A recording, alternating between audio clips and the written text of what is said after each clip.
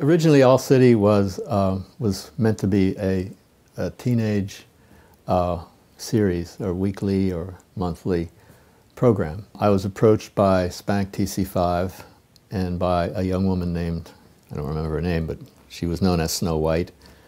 And, you know, 2 years before we had done Style Wars, I'd been working with Tony Silver on that film. And while he was a filmmaker, I was not.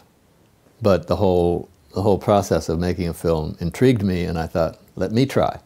So I was happy to jump in with these two people to make this film. It was about to, you know, it was to be, you know, issues for youth and political things, and, you know, what's going on in the hip-hop world and that kind of thing. And so we started to make it, and we shot all this footage, and then it kind of petered out as a project. You know, it didn't get funded and that kind of thing. So I was left with all this footage, and I thought, you know, there's some really great stuff in here, and interviews with people like, you know, Dondi and Butch, and nobody, you know, had really interviewed Butch at all up to this point. You know, Mare is in it, and Spank TC5 had a lot of really interesting things to say. You know, and it kind of speaks for itself as to what it means, because he says, this is history. Spank himself, this is history. You know, and he opens up my albums, which I had, this was about, what, 10 years, almost 10 years into collecting photographs of trains, and he was like, this is history, these are the coal mines, these are the coal mines, you know, which I didn't know at that time. That's what the old trains were called, the really old trains. Another friend of mine who was a graffiti writer named Spin had put together a little animated music video to Tila Rock's It's Yours. And I had seen that, and I thought it was really cool, so I used that as an element in this. And then it was really easy, because what people were saying was good. You know, the interviews for this program, and Spank was a great moderator, and, you know, and we got good stuff, so that was very easy to put that together. And those are all the ingredients.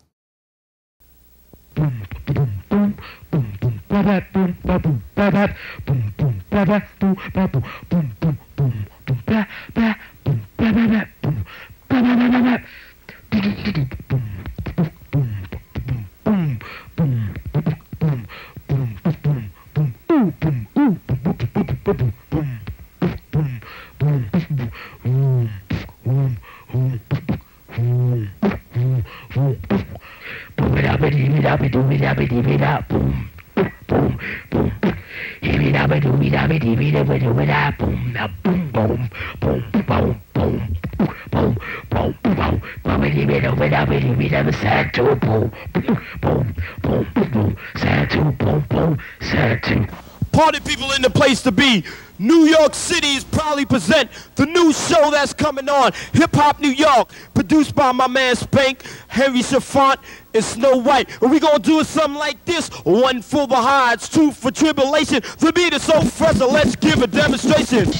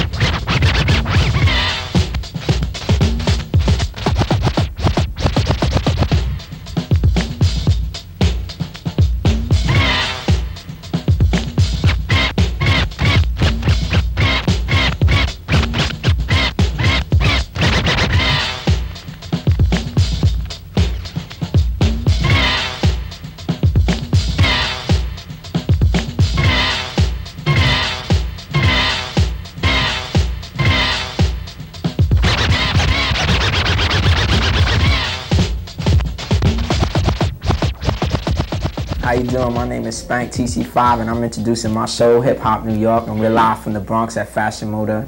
I basically want to tell you right now what we all about. We all about young people and the development in the South Bronx right about now, the movement going on, graffiti, wild style, everything involved.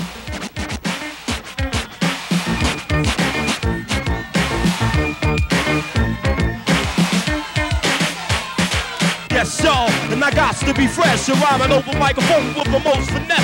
I'm the E in the century because I rock the mic with duplicated to see. You're rhyming over microphone to be a church MC. People in the place just listen up clear. I said I have another go in this career. Sit to be at the top and earn my respect. To rock each and every discotheque. My destiny is sure to come. And then the sucker MCs can try to get some. I'm not giving up and say I haven't tried like the other MCs. I have my own pride. Here's a demonstration to the rest of the nation. You better peep out my new creation. Now that's the taste of my brand new style. Cool, calm, unique, and very mild. I put a lot of hard work into my rhyme. From the past year to the present time. But look at me now because I'm on my way. When I get to the top, you know I'm going to stay.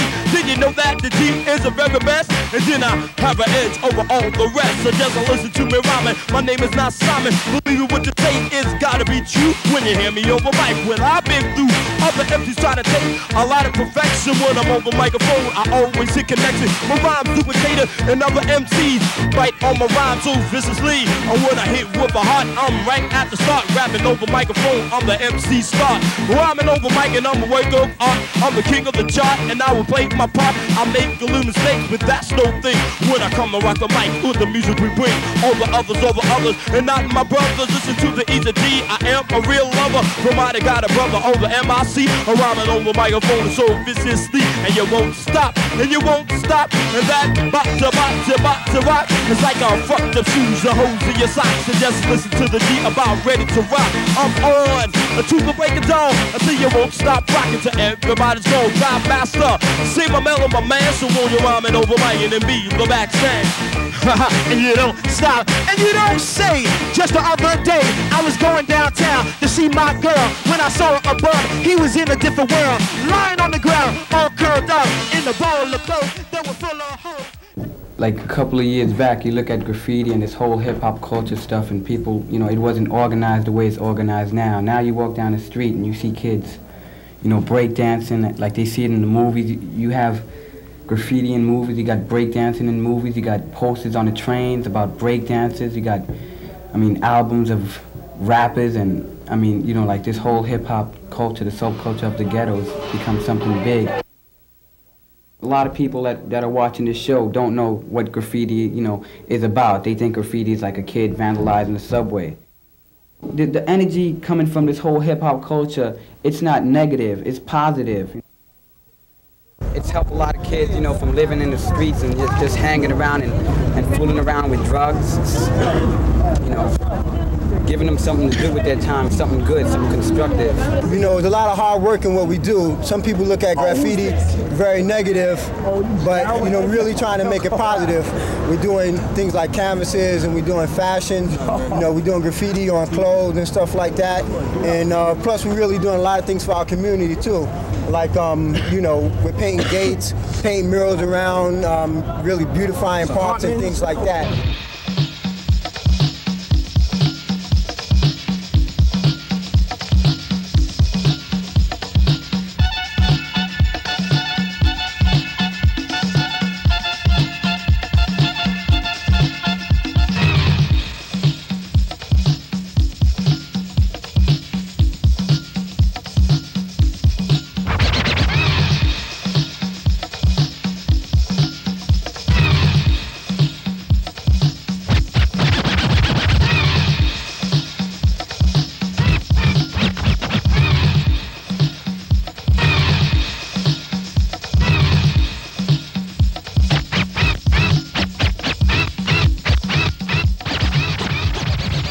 Now, graffiti, you know, to be the graffiti is to try to be your best and do your best, because when you walk down the street, you want to feel like, hey, yo, I'm Brim, you know, and I'm fresh, and I did something good. You know, I didn't do a whack piece, I did a fresh piece, you know, and you want to dress nice, and, you know, it's like, you might not live in the best neighborhood. You might, you know, you might live in, like, the other day I was walking through my neighborhood and I was looking abandoned buildings and, you know, rats and roaches and junkies, you know, and all that.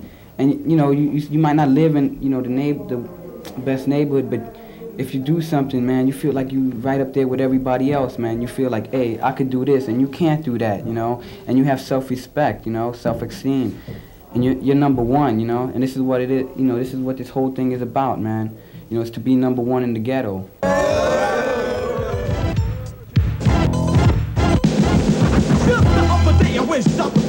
When I first realized the fast money goes, walk out the door, Disco Richie just froze, singing to myself a fast money goes. It took so long for me to collect it, but it didn't take long at all to wreck it. $50 stickers, a suit made of leather, a goose down farmer to wear in cold weather.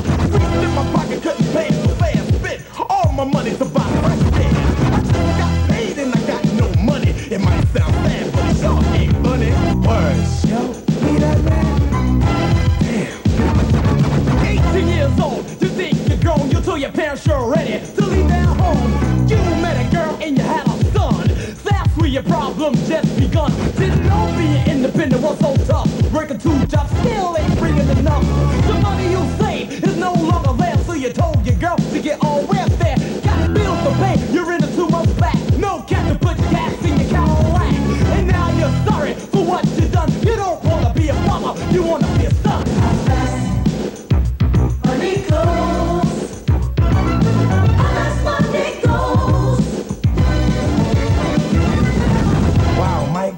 This is Dondi, CIA to my left, and I have Butch 2 to the left. Partners. These are writers and originators. We go far back, me and Dondi, back to the 70s, early 70s and whatnot. You know, everybody have their own identity, and it's graffiti that brought us together from, like, everything is all subculture, but everybody have from their own neighborhood. Like, I'm from way uptown, Dondi might be from downtown, but through writing, we seem like we're from the same neighborhood, more or less.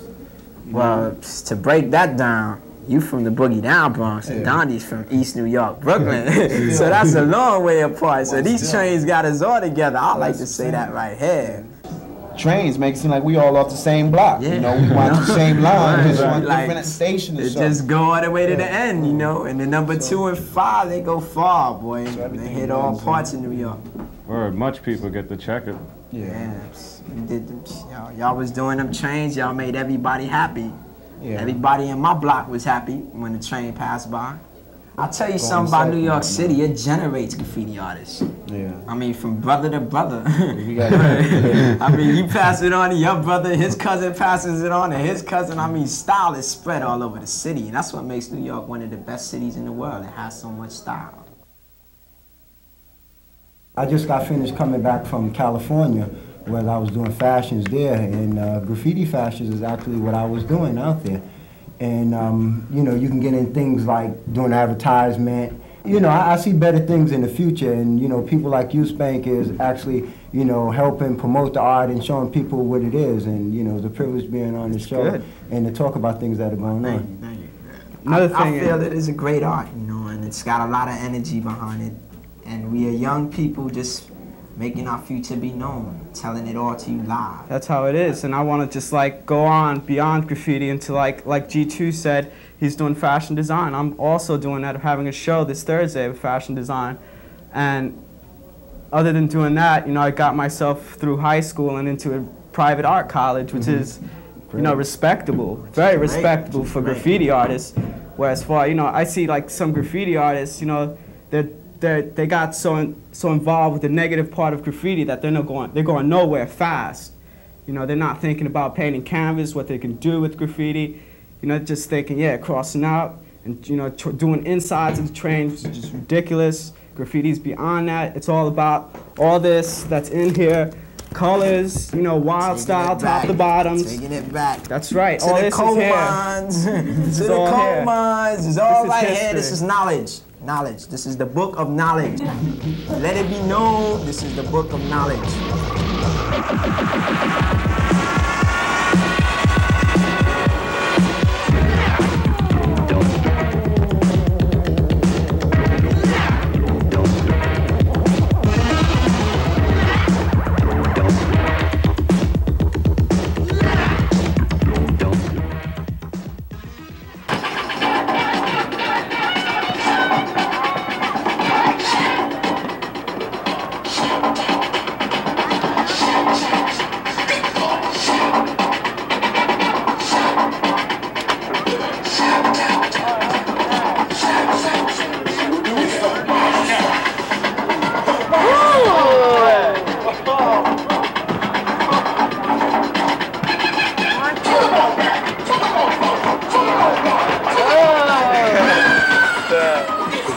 electric boogie is basically isolation of the body. It's sort of like doing the robot and miming at the same time. So what you're doing is you're trying to explain a move that you're doing with your whole body into it, but without the object. Just serves the same purpose as miming. And plus you're adding in what we call a pop. A pop is just like a quick stop.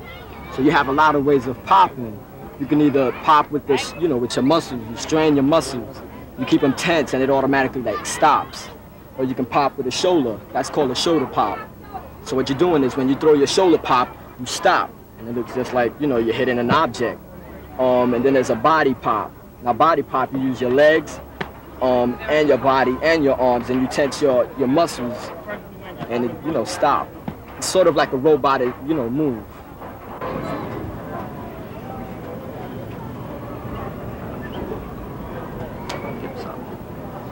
These are Egyptian moves.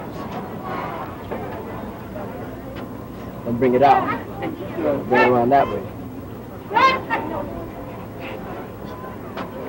When you swing it around like that. They have to go the same way. Now bring it back.